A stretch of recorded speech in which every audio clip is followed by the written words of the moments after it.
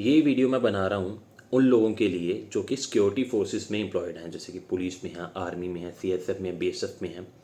लेकिन इसका मतलब ये नहीं है कि जिन भी प्रोविजंस की मैं बात करूँगा वो बाकी लोगों पे एप्लीकेबल नहीं, वो सारी की सारी प्रोविजंस इक्वली एप्लीकेबल हैं बाकी लोगों पे भी। लेकिन सिक्योरिटी फोर्सेस में जो लोग एम्प्लॉयड हैं उनकी बात मैंने इसलिए करी है बिकॉज मुझे वहाँ से रिक्वेस्ट ज़्यादा आई हैं इस मसले पे वीडियो बनाने के लिए। तो जो इशू हम डील करने वाले हैं इस वीडियो में वो है filing of income tax return.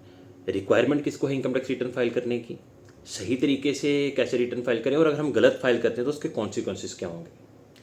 सो सबसे पहले अगर बात करें कि किसे ज़रूरत है फाइल करने की, देखिए काफ़ी बार ऐसा कहा जाता है कि हमारा जो टैक्स है वो तो हमारा एम्प्लॉयर काट रहा है तो हमें रिटर्न फाइल करने की ज़रूरत नहीं है। जो इनकम टैक्स रिटर्न है ना, वो सिर्फ आपकी सैलरी की रिटर्न नहीं है, उसमें आपकी इनकम फ्रॉम अदर सोर्सेज जो कि बैंक का इंटरेस्ट है, एफडी का इंटरेस्ट है, आपका सेविंग बैंक का इंटरेस्ट है, आपके कैपिटल गेन है, चाहे म्यूचुअल फंड्स हैं या शेयर मार्केट। आजकल आज की डेट में ऑलमोस्ट हर कोई म्यूचुअल फंड या शेयर्स खरीद के बैठा हुआ है। तो उस पर अगर आपको कोई लॉस होता है या गेन होता है तो वो भी तो रिपोर्ट करने, वो कहाँ पे रिपोर्ट करेंगे, इनकम टैक्स रिटर्न में भी तो रिपोर्ट करेंगे ना। तो जो आपका एम्प्लॉयर है वो तो आपकी सिर्फ सैलरी का टैक्स कैलकुलेट करके बता रहा है ना डिपार्टमेंट को। आपकी जो इनकम टैक्स रिटर्न है वो समरी है आपकी टोटल इनकम की, जितनी भी आप इनकम ले रहे हो वो सारी की सारी इनकम आप डिक्लेयर करोगे इनकम टैक्स रिटर्न के थ्रू। और जो बेसिक एग्जम्पशन लिमिट आपकी 2.5 लाख, उससे ऊपर अगर आपकी इनकम है तो आपको रिटर्न फाइल करना मैंडेटरी है। और जितने भी लोग गवर्नमेंट एम्प्लॉयड हैं जहाँ सिक्योरिटी फोर्सेज में एम्प्लॉयड है, 2.5 लाख से तो ऊपर ही है इनकम, तो रिटर्न फाइल करना मैंडेटरी है। दूसरा जो इंपॉर्टेंट पॉइंट है वो ये है कि सिक्योरिटी फोर्सेस के जो पर्सनल हैं उनको एक मिसकंसेप्शन है कि उनके जितने भी अलाउंसेज सारे एग्जम्प्ट हैं। सारे के सारे अलाउंसेज आपके एग्जम्प्ट नहीं हैं। कुछ स्पेसिफिक अलाउंसेज हैं, जैसे काउंटर इंसर्जेंसी अलाउंस है, हाई अल्टीट्यूड एरिया अलाउंस है, स्पेशल एरिया अलाउंस है, उस तरह के अलाउंसेज है जो कि एग्जम्प्ट हैं। आपका जो बेसिक पे है वो तो टैक्सेबल है, डीएनएस अलाउंस है वो तो टैक्सेबल है, एचआर है सब्जेक्ट टू कंडीशंस आपको एग्जम्पशन मिलती है उसकी, अदरवाइज तो वो पूरे पूरे टैक्सेबल हैं। तो सिर्फ अगर आप ये सोच रहे हैं कि नहीं जी हम हमारे अलाउंसेज एग्जम्प्ट है इसको रिटर्न फाइल करने की जरूरत नहीं है, तो वो चीज़ गलत है, वो एक मिसकंसेप्शन है, उससे बचने की जरूरत है। तीसरा मेजर इशू है डिडक्शंस का। जो डिडक्शंस हम इनकम टैक्स रिटर्न में क्लेम कर रहे हैं क्या वो सही हैं या नहीं। अभी रीसेंट पास में काफ़ी सारे नोटिस इशू किए हैं इनकम टैक्स डिपार्टमेंट ने। उसमें ये देखा गया कि स्पेसिफिकली जो मेडिकल की जो डिडक्शंस हैं आपकी ATD, AT double D B, ATU, वो ऑलमोस्ट एक ही पैटर्न पे हमने देखा कि हाँ रिटर्न में क्लेम करी गई हैं।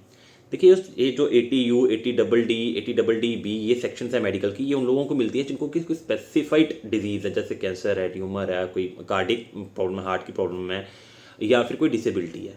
अगर इस तरह का कोई इशू नहीं है तो आप क्लेम ही नहीं कर सकते वो डिडक्शन। तो इन तरह की जो डिडक्शन हैं इनको अगर आप क्लेम करते हो तो दिक्कत होगी और डिपार्टमेंट से आपको नोटिस आ सकता है। इस तरह की डिडक्शंस क्लेम मत करो, नहीं करनी चाहिए। काफ़ी सारे केसेस में हम ये भी सुनते हैं कि हमारा टैक्स कट गया, हमें रिफंड चाहिए। रिफंड कैसे मिलेगा? रिफंड आपको तभी मिलेगा अगर आपका एक्चुअल में ज़्यादा टैक्स कटा है। अगर आपकी जो टैक्स कैलकुलेशन है जो आपके एम्प्लॉयर ने करी है, जहाँ आप at the end of the year भी करते हो, उसके अकॉर्डिंग आपकी टैक्स लाइबिलिटी बन रही हो, तो रिफंड कैसे क्लेम कर सकते हो? रिफंड इन्हीं डिडक्शंस की वजह से मिलता है, जो गलत डिडक्शंस क्लेम की जाती हैं आईटीआर में, उनकी वजह से मिलता है। इसके जो कॉन्सिक्वेंसेस उसकी मैं बात करूंगा कि कॉन्सिक्वेंसेस क्या होता है। काफ़ी लोगों ने बियर भी करे हैं ये कॉन्सिक्वेंसेस, सो इनसे बचने की ज़रूरत है हमें।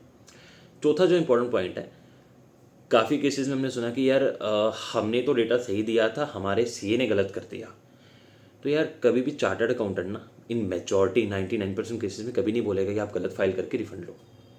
सो आई विल रिकमेंड कि आप एक जो क्वालिफाइड प्रोफेशनल है उससे रिटर्न फाइल कीजिए। आप खुद, अगर आपको खुद नॉलेज है तो आप खुद फाइल कीजिए। अदरवाइज आप एक जो क्वालिफाइड प्रोफेशनल है, चाहे चार्टर्ड अकाउंटेंट है, चाहे आपका टैक्स प्रैक्टिस में लॉयर्स भी हैं, उन लोगों से जाके फाइल करवाइए और उनसे ये भी पूछिए अगर आपका रिफंड बनता है तो भाई रिफंड बना कैसे है, उसकी कैलकुलेशन कैसी हुई है, कौन सी डिडक्शंस, कौन सी एग्जम्पशंस आपने क्लेम करी है, एक्चुअल में बनती हैं वो आपकी डिडक्शन एग्जम्पशन की नहीं।